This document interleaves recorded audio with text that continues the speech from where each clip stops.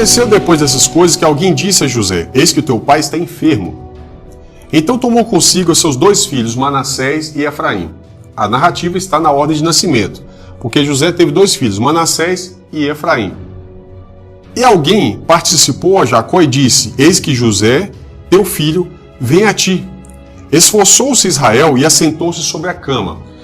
E Jacó disse a José: o Deus Todo-Poderoso, El Shaddai, me apareceu em Luz, que é a cidade de Betel, na terra de Canaã, e me abençoou. Então ele começa a falar da bênção que ele recebeu, certo? E me disse: eis que te farei frutificar e multiplicar. Essa bênção frutifica e multiplica, ela vem desde Adão, passa por Noé, chega em Abraão, Isaac, Jacó, e agora Jacó está explicando por que ele vai abençoar José com tanta bênção, porque ele recebeu essa bênção. Ele me disse: te farei frutificar e multiplicar, e tornar-te-ei uma multidão de povos, uma multidão de nações. Veja que a promessa que estava sobre Jacó, sobre Abraão, Isaac e Jacó, você pode ver essa lista aqui, ó. Abraão recebe promessas, Isaac também e Jacó, e agora também os filhos de José. José vai receber isso através de seus filhos. Recebe uma promessa de que se tornariam uma multidão de povos, uma multidão de nações. Bem, como que Abraão se tornaria uma multidão de povos? Deus fala com Abraão: de ti vai sair uma nação, isso é Israel. Uma multidão de nações vão surgir de você.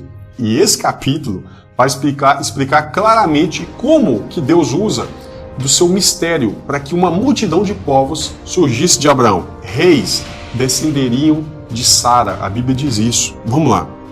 Te tornarei uma multidão de povos e darei essa terra à tua descendência depois de ti em possessão perpétua. Isso quando ele estava em Canaã, que agora ele está no Egito, não é isso? Agora, pois, os teus 2 filhos, olha o que ele está falando para José. Veja bem, Jacó está no seu leito, encostado sobre o seu bordão, e aí ele está conversando com o seu filho José, o seu filho amado, o seu filho primogênito de Raquel. Lembra disso? A mulher que ele amava. E ele fala: só que tem um detalhe, ele veio com os 2 filhos, com Manassés e Efraim. Aí agora Jacó olha para aqueles 2 meninos da maneira que o primeiro verso diz. Quando José traz os seus 2 filhos, ele traz Manassés e Efraim, na ordem de nascimento. Mas quando José vai falar sobre isso, ele fala assim: agora, pois, os teus 2 filhos que te nasceram na terra do Egito, antes que eu viesse a ti no Egito, ou seja, esses 2 meninos nasceram lá no Egito, não em Canaã, ele fala assim: eles são meus. Agora Jacó toma esses filhos de José, adota eles e fala: seus 2 filhos são meus. São meus como Rúben e Simeão. Quem é Rúben e Simeão? São os 2 primeiros filhos de Israel. Ou seja, o primogênito Rúben e Simeão, o segundo. E ele está falando o seguinte: Efraim e Manassés. Ele não fala Manassés e Efraim, mas ele fala Efraim e Manassés. Ele inverte a ordem. E ele fala: Efraim e Manassés serão meus como Rúben e Simeão. Ou seja, ele coloca Efraim no lugar de Rúben como primogênito dentre as 12 tribos de Israel. E ele coloca Manassés como Simeão, como o segundo em autoridade. Efraim então se torna o líder, o cabeça, o primogênito dentre as 12 tribos de Israel. São meus como Rúben e Simeão, mas a tua geração, José, que gerarás depois deles, será tua. Segundo o nome dos seus irmãos serão chamados na sua herança. Por isso você viu que Manassés e Efraim recebem tribos com nome lá em Israel. E assim José recebe a sua porção de herança por meio dos seus 2 filhos que foram adotados pelo seu pai. E é interessante demais essa explicação que Jacó está dando aqui para justificar o porquê que vai aparecer o nome desses 2 rapazes que agora são filhos adotivos, eram netos, passaram a ser filhos legítimos de Jacó. No verso 10 diz: porém, estavam carregados de velhice, já não podia ver, e fê-los chegar a ele, e beijou e abraçou os 2 meninos. Israel disse a José: eu não cuidava ver o seu rosto, e eis que Deus me fez ver também a sua descendência. Então José os tirou dos joelhos do seu pai. Quando esses meninos se aproximam do seu avô, quando Manassés e Efraim chega lá que ele vai abençoar, eles se sentam no colo do seu avô. E aí o que acontece? É como se fosse uma sessão de adoção, né? A Bíblia fala que ele beijou eles e os abraçou. Então ambos estavam ali sentados no colo do seu avô, que agora os adotou como pai. E aí fala o seguinte, no verso 12: então José os tirou dos joelhos de seu pai e inclinou-se à terra diante da sua face. Ele colocou o nariz no chão. A expressão literal é essa. Aí ele vai e agradece porque os seus filhos foram amplamente abençoados. Aí fala assim, tomou José a ambos. José pega os dois filhos. A Efraim, a sua mão direita, a mão direita de José, que daria à esquerda de Jacó, e Manassés, a sua mão esquerda, a direita de Israel, e fez chegar a ele. Ou seja, o que ele está fazendo? Ele pega o maior e coloca na mão direita do seu pai, que é onde viria a maior bênção, vem da mão direita. O menor, ele coloca na mão esquerda do seu pai. Qual que é a intenção de José? Fazer justiça à primogenitura. A intenção de José é que quando Jacó fosse abençoar, ele fizesse o seguinte, ele colocasse sua mão direita sobre a cabeça de Manassés, que é o maior, o mais velho, e a sua mão esquerda sobre o menorzinho, que é Efraim. Mas Israel estendeu a sua mão direita e pôs sobre a cabeça de Efraim, que era o menor, e a sua mão esquerda sobre a cabeça de Manassés, dirigindo as suas mãos propositadamente, não obstante Manassés ser o primogênito. Então, mais uma vez, nós vemos aqui na Bíblia que o primeiro, ele acaba perdendo a primogenitura para o segundo. O que acontece? Manassés, então, que é o maior, Jacó faz a seguinte forma na hora de abençoar. Ele coloca a mão direita, que é a mão da maior bênção, sobre o menor, que é Efraim. E a mão esquerda ele coloca sobre o maior, que é Manassés. Quando ele faz isso, para abençoar, José não gosta. Então eu falo assim, o Deus em cuja presença andaram os meus pais Abraão e Isaque, o Deus que me sustentou, e ele está ministrando a bênção com a mão cruzada, em forma de cruz, em cima dos meninos. O Deus que me sustentou desde que eu nasci até esse dia, o anjo que me livrou de todo o mal, abençoe esses rapazes e seja chamado neles o meu nome e o nome dos meus pais Abraão e Isaque. Eles agora se tornam patriarcas. É isso que é uma riqueza muito grande. Seja chamado neles o meu nome e o nome dos meus pais Abraão e Isaque. José é um dos patriarcas, Abraão, Isaque, Jacó e José. Mais à frente, em Atos, nós vamos ver também que Davi se torna um dos patriarcas da nação. Seja chamado deles o meu nome, o nome dos meus pais Abraão e Isaque, e multipliquem-se como peixes. José não entendeu a ação espiritual dele.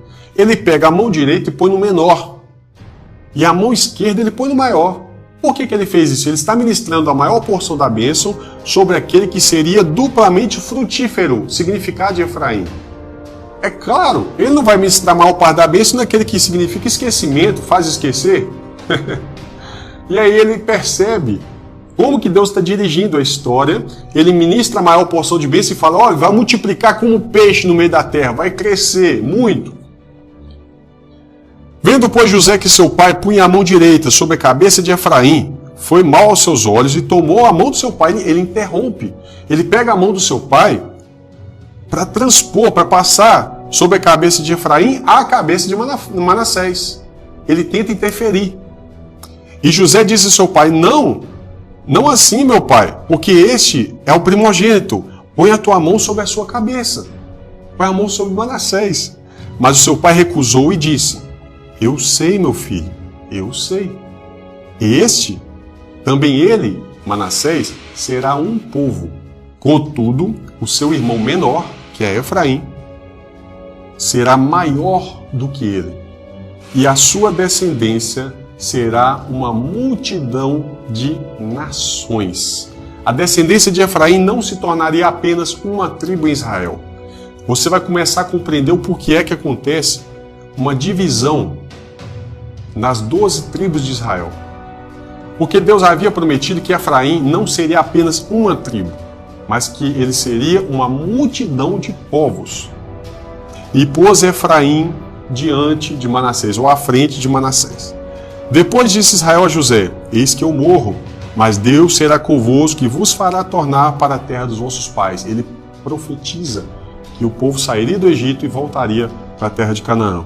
E eu tenho dado a ti, a José, um pedaço de terra a mais do que os teus irmãos, porque tomei com a minha espada e com o meu arco da mão dos amorreus. Ele fala que Efraim se tornaria a plenitude das nações.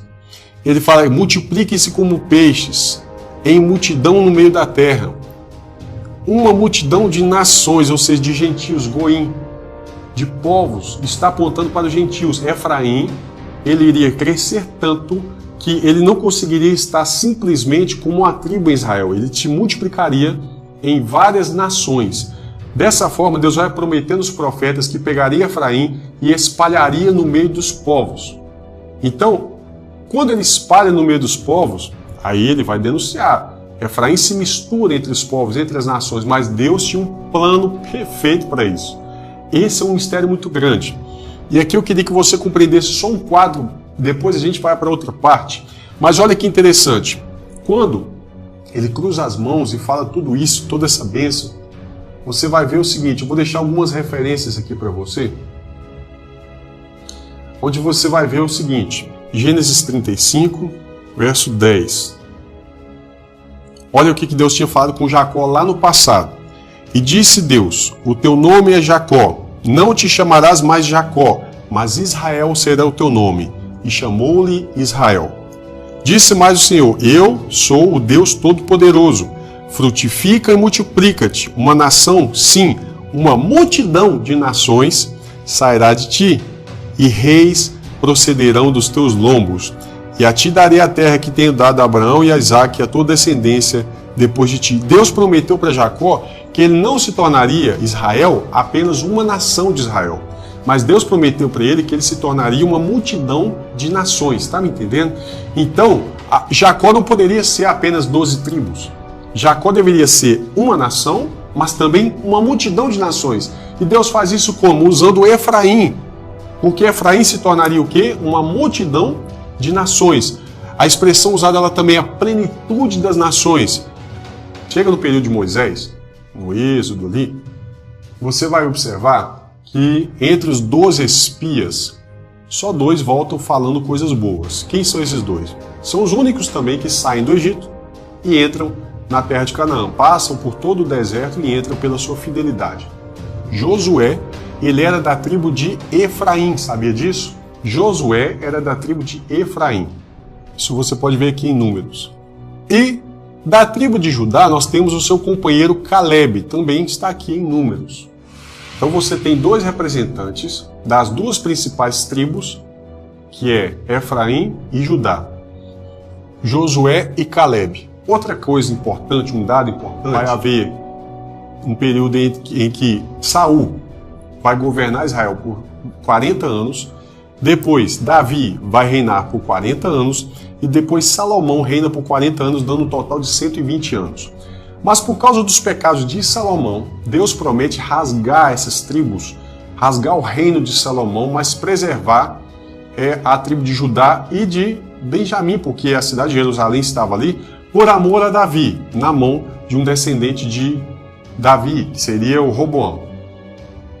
Bem, o que acontece? Depois desse pecado de Salomão, muitos pecados que Salomão cometeu, Deus vai lá e promete que iria rasgar o reino de Salomão, iria dar 10 tribos para um descendente de Efraim e daria 2 tribos para um descendente de Judá, que seria filho de Salomão, chamado Roboão. Da tribo de Efraim, você vai ter Jeroboão, você tem a referência bíblica aqui, e da tribo de Judá, você tem Roboão. Ou seja, isso tudo aqui era governado por Davi. E aí a Bíblia chama isso de tabernáculo de Davi. É o reino unido com as 12 tribos. Em Amós havia uma profecia dizendo que, Amós 9, verso 11 e 12, dizendo que Deus restauraria o tabernáculo de Davi que estava caído, ou seja, o reino de Israel e de Judá estavam destruídos, mas antes eles eram unidos. Atos capítulo 15, versos 15 ao 17, vai falar que esse cumprimento ocorre em Cristo. O Davi que estava profetizado é o rei de Israel, que é Cristo. Lembra-se que Efraim é a plenitude dos gentios e que ele manda pescar homens de todas as tribos, línguas e nações, vai lá e vai restaurar.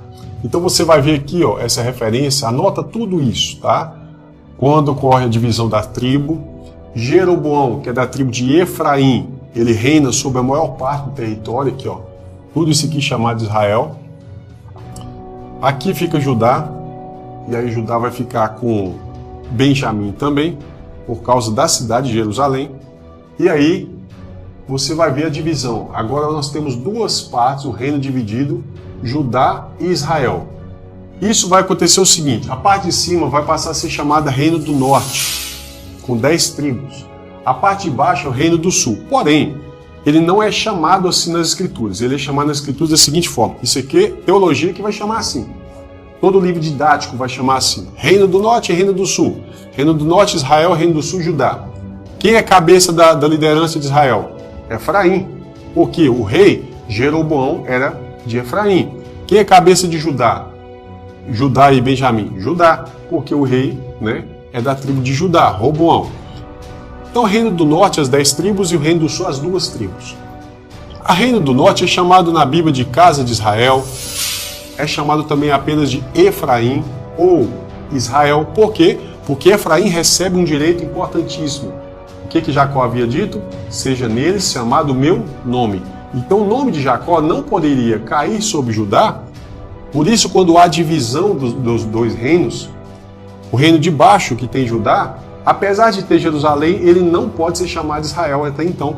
Por quê? Porque Efraim estava existindo naquele território como cabeça, e como a promessa havia sido dita para ele que ele receberia o nome de Jacó, ele assume o nome de Israel. Então a tribo de Israel está sendo chamada de Israel por causa de Efraim. Mas às vezes a Bíblia se refere a todo esse reino apenas como Efraim, como se refere ao reino de baixo apenas como Judá. Aqui é chamado de Efraim e de Israel, você tem as referências. Também é chamado de vara de José. Por quê? Porque Efraim e Manassés, eles são descendentes de José. Também é chamado de vara de Efraim. O reino do sul, ou a parte baixa, é chamada de casa de Judá e é chamada apenas também de Judá. Há uma expressão na Bíblia que, se eu não me engano, aparece apenas uma vez. Isaías capítulo 8, verso 14, diz assim: então ele vos será por santuário, mas servirá de pedra de tropeço e rocha de escândalo às 2 casas de Israel, por armadilha e laço aos moradores de Jerusalém. A única vez que aparece a expressão as 2 casas de Israel. Quem são as 2 casas de Israel? Você vai ver o seguinte, a casa de Judá, que é a parte de baixo, ela vai ser chamada em Isaías 11, verso 12 e 13, de casa de Judá. É chamada apenas de Judá, aqui também você vai ver isso, Judá e Israel, mas há uma promessa de restauração dessas casas. Olha, às vezes Judá vai ser chamada de Israel também, mas isso é só depois do exílio na Babilônia. Por quê? Porque a parte de cima vai ser invadida pela Assíria, vai ser completamente destruído. Eles vão fazer o quê? A Assíria, diferente da Babilônia, a Babilônia vai transportar o povo de Judá para a Babilônia, mas a Assíria não. Ela manda as pessoas para cá e mistura o povo aqui, e depois esse povo é disperso em todas as partes do mundo. É assim que Deus espalhou Efraim para que ele se tornasse uma multidão de nações. Agora Judá vai e volta. Quando Judá volta, já não existe mais Efraim. Está tudo misturado, e aqui passa a se chamar Samaria, ou os samaritanos. Os samaritanos, eles são um povo misturado. Então, por isso que os judeus passam a ser chamados assim, por causa da tribo de Judá. Os judeus não consideravam os samaritanos. Porque, embora eles eram parentes, já não eram tão puros. Então, eles eram considerados assim, meio que uma classe desprezível. Por que eles desprezavam? Eles desprezavam porque eles achavam que não poderiam manter comunhão com o povo que já não era mais da mesma linhagem pura que eles tinham, de descendência de Abraão, da qual as promessas estavam ligadas. Então o que vai acontecer? Os samaritanos já passam a morar aqui, né, por causa da mistura. Não é um povo que veio de fora simplesmente, mas veio, misturou, e aqui tem a cidade de Samaria, por isso que se tornam samaritanos. O que vai acontecer? você tem as duas casas de Israel, mas Deus, mesmo depois da casa de cima estar totalmente destruída, talvez sem esperança para os judeus, Deus promete que, embora eles seriam espalhados entre todas as nações, Deus iria restaurar o tabernáculo de Davi, trazê-los de volta.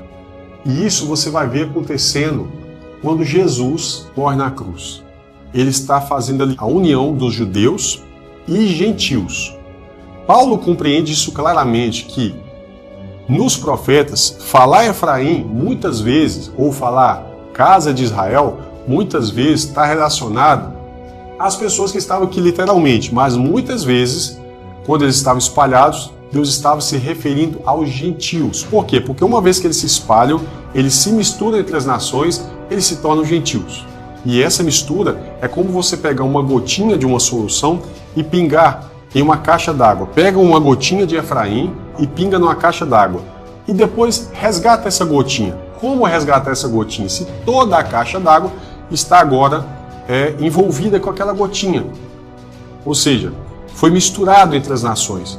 Dessa forma, todas as nações fazem parte de todo esse plano de Deus. Então, quando Jesus fala, vão pescar homens de todas as nações, ele está dizendo o seguinte, traz Efraim de volta. Qualquer um que você pescar, que crer pela fé, ele pode entrar legalmente. Por quê? Porque Deus fez um plano. Esse plano é chamado por Paulo de o mistério de Cristo. Mas vamos lá. O que o primogênito recebia de privilégios? Por que é que José tentou interferir na bênção? O que teria de problema de Manassés receber uma bênção menor? Primeiro, ele recebia o nome do pai, o direito de carregar o nome do pai, e essa bênção cai sobre Efraim, tanto que quando as tribos se dividem, Judá, por mais forte que fosse, não poderia usar o nome de Israel. Isso só foi possível depois que já não existe Israel, quando a Assíria bagunça tudo aqui, já não existe Israel, então Judá, quando volta, passa a ser relacionada nos profetas como Israel. Outra coisa que o primogênito receberia, porção dobrada na herança. E a terceira coisa que o primogênito receberia era autoridade sobre os seus irmãos. Isso vai cair sobre Judá provisoriamente. Judá recebe autoridade sobre os seus irmãos provisoriamente até a chegada do primogênito verdadeiro, Cristo. Lá fala o seguinte, até que venha Siló, o enviado, aquele a quem pertence o poder, o governo, o cetro de rei. Aí fala, a ele, a Cristo, se prostrarão as nações, os gentios, os povos, todos estarão diante do primogênito. Mas esse direito de primogenitura relacionado à autoridade sobre os irmãos estavam sobre Judá apenas até que chegasse Cristo. Uma casa foi espalhada, a outra foi para a Babilônia, voltou, se contaminou com muita coisa na Babilônia também, mas Deus havia prometido que haveria a restauração do tabernáculo caído de Davi, ou o tabernáculo de Davi que está caído. E aí os apóstolos vão dizer que Deus está restaurando isso por meio de Cristo, quando a pregação do evangelho vai para todas as nações, não fica apenas com os judeus, ou seja, ele prega para os judeus e para os gentios. Assim ele está restaurando o tabernáculo de Davi que está caído. Quando Deus está fazendo a promessa da nova aliança, ele faz o seguinte, ó, Jeremias 31, verso 31, eis que vem dias, diz o Senhor, que eu farei uma aliança nova, essa é a nova aliança, com a casa de Israel e com a casa de Judá. Peraí, mas a nova aliança não era para ser feita conosco, com os gentios? Agora você entende, ela foi feita com os gentios por meio de Israel, ou seja, Efraim. É aqui que está a grandeza da cruz de Cristo. É aqui que está a grandeza de tudo isso, esse plano perfeito de Deus. Não pela carne ou sangue, não é pelo DNA, mas é espiritualmente. Ele foi feito com a casa de Israel, e você vai perceber isso se você começar a entender um pouco, quando você lê Oséias capítulo 1, do verso 1 ao 11, quando você lê Paulo explicando isso aos Romanos capítulo 9, verso 24 até o 29, Romanos 11, do 13 ao 26, onde ele conclui dizendo, e assim todo Israel será salvo. Paulo não está dizendo que todo Israel vai ser salvo de qualquer maneira. Não. Só por ser descendente de Abraão é salvo. Não é isso que Paulo diz. Paulo diz, Deus não rejeitou o seu povo para sempre. Mas se eles se converterem a Cristo, converterem, não é se completarem. Eles precisam se converter. Se eles se converterem a Cristo, saem da antiga aliança para a nova. Lembra de Efraim, que era o mais novo? Pois é, Deus pegou o mais novo e pôs na frente, ou com mais autoridade do que o mais velho. Isso ocorre também com a nova aliança. A nova, ela recebe autoridade que a velha não tem. Então, se o povo de Israel, os judeus, se converterem a Cristo, ou os gentios se converterem, Deus não faz acepção de pessoas, e ambos formam um só povo. Não existem dois povos de Deus, só existe um povo de Deus, e esse povo é o povo que está relacionado ao tabernáculo de Davi que está caído. Oséias 1, Romanos 9, Romanos 11, do 13 ao 26, Paulo fala todo esse processo, e ele explica o seguinte, e assim todo Israel será salvo, assim como, se crerem, serão realmente enxertados tanto os gentios quanto os judeus que não creram. Então ele vai falar em Gálatas 3, versos 7, 9, 28 e 29, sobre a descendência, sobre um só povo de Deus, que não há mais judeu, grego, não há macho, fêmea, todos podem ser salvos, todos, sem exceção. Paulo conclui dizendo que Deus deu uma revelação para os profetas, mas agora, nesse tempo presente, ele revelou isso para nós. A partir do verso 3 diz assim, como me foi esse mistério manifestado pela revelação, como antes um pouco vos escrevi. Por isso, quando lerdes, podeis compreender, perceber a minha compreensão do mistério de Cristo, a qual nos outros séculos, no passado, não foi manifestado aos filhos dos homens, como agora tem sido revelado pelo Espírito, o Espírito Santo, aos seus santos apóstolos e profetas do Novo Testamento, como Ágabo, por exemplo, como vários outros eram profetas no Novo Testamento. Deus estava revelando agora, pelo Espírito Santo, aos apóstolos e profetas. A saber, qual é o mistério de Cristo? Que os gentios são co-herdeiros de um mesmo corpo e participantes da promessa em Cristo pelo Evangelho. Não há dois povos de Deus. Se você pegar aqui Efésios 2, verso 11 ao 22, vai dizer o seguinte, que lembre que vocês eram gentios na carne. E agora? Agora vocês são o quê? Israel de Deus. Por isso que em Gálatas, vai falar Gálatas 6, verso 16, onde a igreja é chamada Israel de Deus. E ele fala a todos aqueles naquela congregação que andarem conforme essa regra, paz e misericórdia sobre eles e sobre todo o Israel de Deus. E isso está relacionado a todos aqueles que estão ligados ao primogênito, a Cristo. E a Bíblia fala que você só tem o Pai se você tiver o Filho. Amém? Olha, irmãos, você pode olhar lá para Apocalipse e você vai observar um detalhe que eu deixei ele aqui. Você vê no capítulo 7 de Apocalipse, você vê lá os 144 mil, uma relação das 12 tribos de Israel. E você vê lá a tribo de tal, e você vê inclusive o nome de uma tribo de José, mas não vê a tribo de Efraim. Aí você fica assim, poxa vida, se Efraim é tão importante assim, que ele foi colocado como líder, como principal, como primogênito dentre todas as 12 tribos de Israel, por que é que Efraim não aparece? E olha que Efraim recebe muitas repreensões de Deus durante a caminhada, durante os profetas. Porém, se você pegar Oséias 11, verso 8, e Oséias 14, verso 8 e 9, se você pegar Jeremias 31, verso 20, você vai ver que Deus, ele era apaixonado por Efraim. Ele fala, olha, eu puxo a orelha, eu chamo atenção e tudo, mas no fim das contas eu amo vocês e eu quero restaurar você. Sabe? Então, você pensa assim, se Efraim é tão importante assim, se Efraim é a líder dentre as 12 tribos, recebe o nome de Israel e depois ele espalha entre as nações e faz com que todas as nações possam ser chamadas também de Israel porque ele estava ali no meio, por que não aparece em Apocalipse 7? Aí você vê uma lista de 12 tribos, José entra ali para preencher o espaço de Efraim, você vê também a tribo de Manassés e José, você faz assim, Manassés e José, cadê Efraim? Quando você continua lendo, que você chega no verso 9, meu irmão, olha que coisa linda. Fala assim, olhei e eis aqui uma multidão Olha Efraim aqui, a qual ninguém podia contar, de todas as nações, e tribos, e povos, e línguas, que estavam diante do trono e perante o Cordeiro, trajando vestes brancas e com palma nas suas mãos. Sabe quem está com palmas nas mãos? Palmas são folhas de palmeiras. Para quê? E esses povos, tribos, línguas e nações de todos os povos estavam festejando a festa de tabernáculos. Por isso estão com palmeiras nas mãos. A festa de tabernáculos é uma festa que se comemorava em Israel. Mas por que povos de todas as tribos, línguas e nações estão comemorando? Por quê? Porque a cabeça, Efraim, a cabeça das tribos, Efraim, estava espalhada no meio deles. E agora Deus restaurou, por meio da pregação do Evangelho, todos aqueles que creram em Jesus. Lembre-se, essa explicação não tem nada a ver com sangue, carne ou sangue. Tem gente que fala assim, mas eu queria fazer um exame de DNA para saber se eu tenho DNA judaico. Você tem judaico, você tem árabe, você tem tudo. E aí? Você vai achar que é por causa disso que você é salvo? Ou que você tem um privilégio de Deus? Não, nenhum.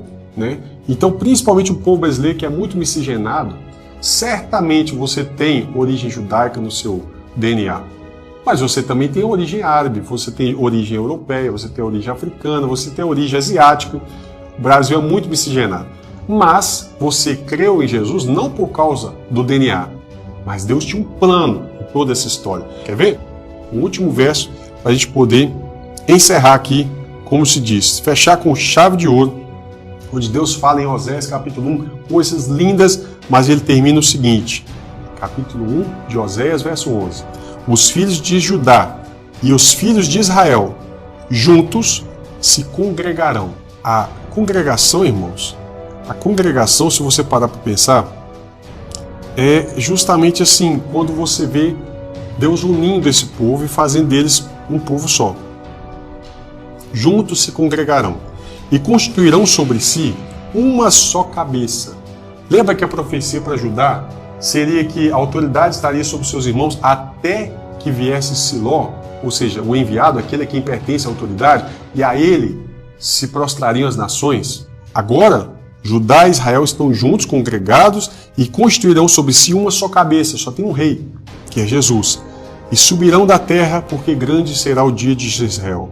Quando Paulo está falando disso em Efésios 2, que ele fala a partir do verso 11, no verso 16 vai falar o seguinte, no verso 14, porque ele, vou ler o verso 12, naquele tempo estáveis sem Cristo, os gentios, ou Efraim, separados da comunidade de Israel, que lembra que já passou o período, Judá passa a adotar esse nome, e estranhos ou estrangeiros às alianças da promessa, não tendo esperança e sem Deus no mundo, mas agora em Cristo Jesus.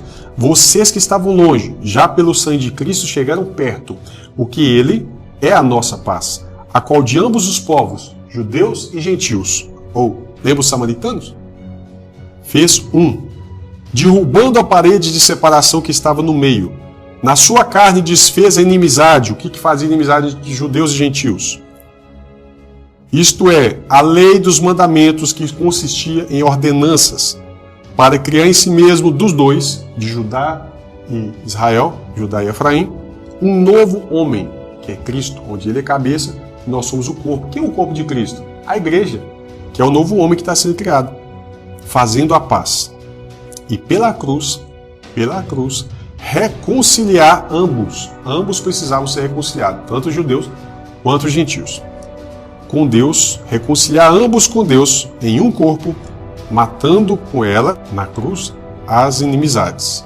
E vindo ele, evangelizou a paz a vocês que estavam longe e aos que estavam perto, porque por ele, por Jesus, preste atenção você que é judeu e você que é gentil, por ele, por Jesus, ambos temos acesso ao Pai em um mesmo Espírito.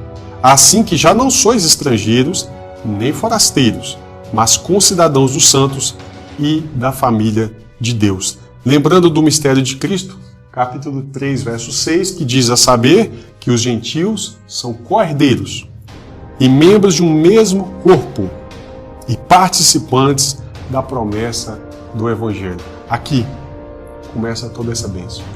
Que Deus te abençoe. Até o próximo vídeo, se Deus quiser.